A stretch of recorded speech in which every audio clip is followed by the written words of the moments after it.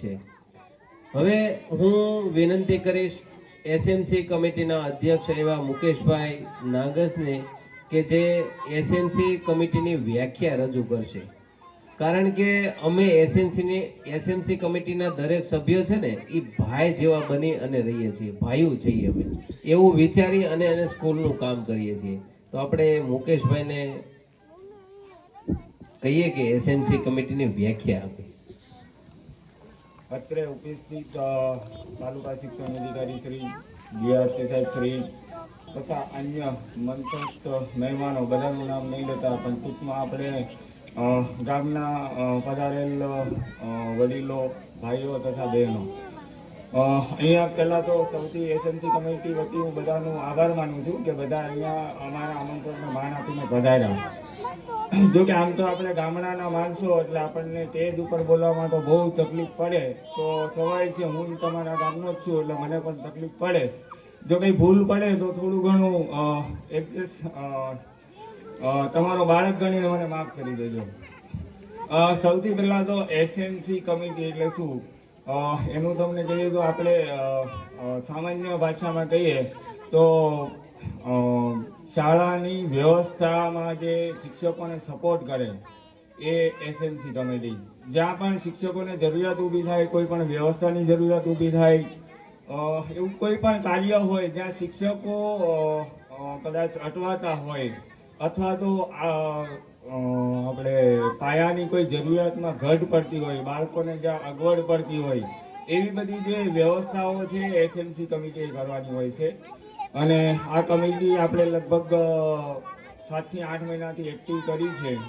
અને અમે ગામના લોકોને પણ આહ્વાન કરીએ કે જે લોકો શાળા માટે જે કામ કરવા માટે જે ઈચ્છા ધરાવતા હોય પોતાની સ્વેચ્છાએ, તો એ કમિટીમાં આવે, કમિટીમાં જોડાય અને આપણે બધાના વિચારોની આપલેથી અને ઘણા સારા વિચાર વાળા વ્યક્તિઓ જે હોય એમના વિચારો અમારી કમિટીમાં ભળે તો આપણે વધારે સારું કામ કરી શકીએ।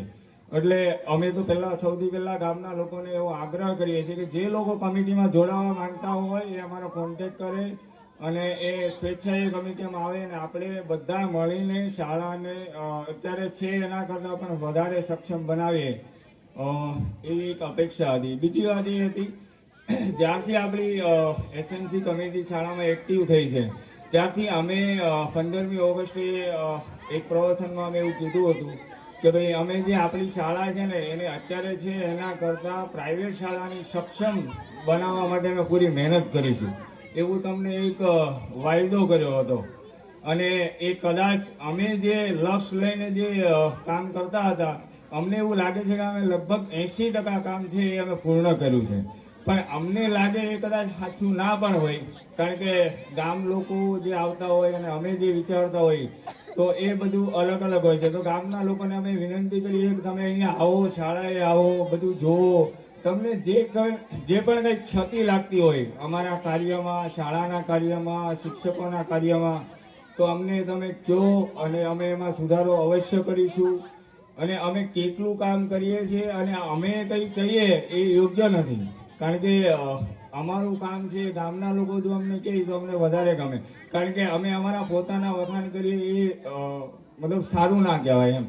અને આ બાબતે જે અમે સતત એસએમસી કમિટી જે અમારી મહેનત કરતી છે, કરી રહ્યા છીએ અમે, અને સતત આ કાર્યક્રમો માટે જે અમે મહેનત કરીએ છીએ, રાત દિવસ એક કરીએ છીએ, અને આખી કમિટીમાં અમારે એવું મનમેળ છે બધાનો કે લગભગ જે પણ કાર્ય કરવું હોય એમાં બધા સહમત હોય છે અને બધાનું પોઝિટિવ એક વિચાર હોય છે, જેના લીધે અમે લોકો મળીને અત્યાર સુધી કામ કરી શક્યા છીએ અને આગળ પણ અમે કામ કરતા રહીશું।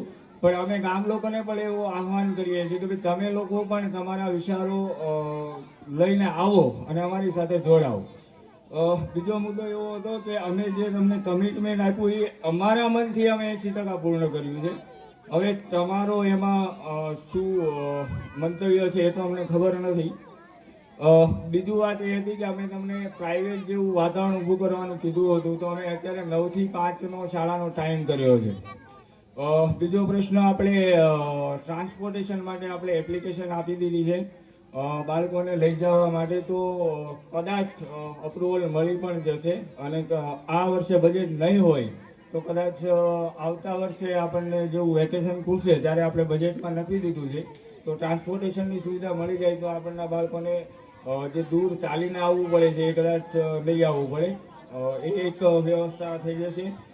બીજો પ્રશ્ન એવો હતો કે મધ્યાહન ભોજનમાં ઘણા લોકોની ફરિયાદ હતી કે ભાઈ બરોબર નથી આવતું તો તમે શાળાએ આવો, મધ્યાહન ભોજન શાખો અત્યારે ઘણો બધો સુધારો છે, એકદમ વ્યવસ્થિત છે.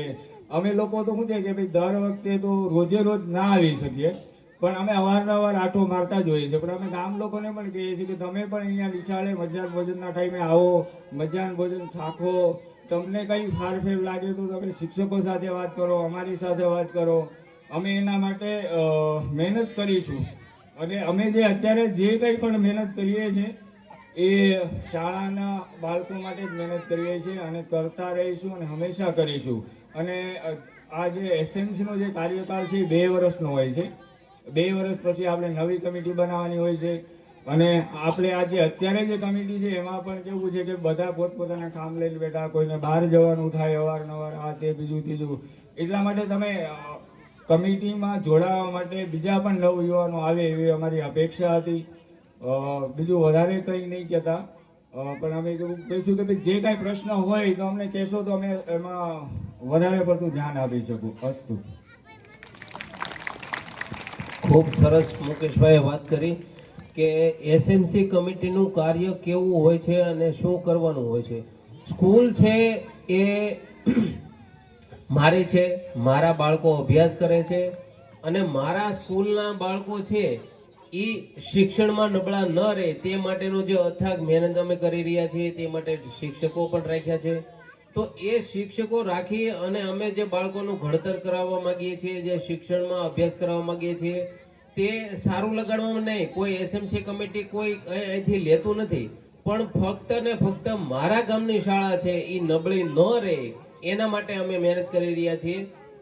એવું જ એક નાનકડું એક આપણા ભૂલકાની વાત કરીએ કે જેમણે અત્યારે હાલ ખૂબ જ ટ્રેન્ડિંગમાં છે, આંબુડું જાંબુડું. તો આપણે એ નંદનીબેનના મુખેથી સાંભળવું છે કે આંબુડું જાંબુડું એ કેવું બોલે છે. નંદનીબેનને હું વિનંતી કરીશ કે સ્ટેજ ઉપર આવો બેન, કારણ કે મોટા મોટા તો ખૂબ બોલે પણ આવા નાના નાના બાળકો બોલે ને ત્યારે તો બહુ મીઠું મીઠું લાગે. સમય પણ ખૂબ થઈ ગયો છે, રાત્રિનો સમય છે એટલે બધાને ઘરે જવામાં થોડું મોડું થતું હશે પણ આપણો કાર્યક્રમ છે એ પૂર્ણ થવાને આરે છે અને સાથે બધા આપણે નાસ્તો કરી અને પછી જ છૂટું પડવાનું છે.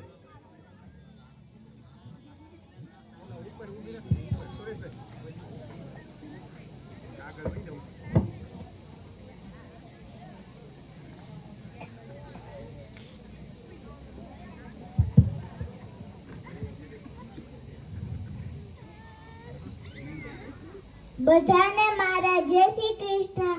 મારું નામ કાતરિયા નંદનીબેન મુકેશભાઈ. હું આંગણવાડીમાં અભ્યાસ કરું છું. હું આજે તમને આંબુડું જાંબુડું સંભળાવીશ. આંબુડું જાંબુડું કેરીનો કોઠીમડું લઈદ મોદ નોત્રા વાડી રાજા રામની વશમાં બેઠા ગોરમાં ફરતી બેઠી ગોપ્યું. રાજા પૂછે મંદિરમાં, રાણી પૂછે રાજમાં, મોકુતુમાં ગાજમાં, વાળીઓ પૂછે હાથમાં. શંકરને ઘેર પાર્વતી, બ્રહ્મને ઘેર બ્રહ્માણી, વિષ્ણુને ઘેર લક્ષ્મીજી, રામને ઘેર સીતાજી. જાત્રા કરવા નીસરા જાતા નયા જમનાજી, વળતા નયા ગંગાજી, નાઈન્દ્રને નીસરા પાવ સર્વે નીસરા.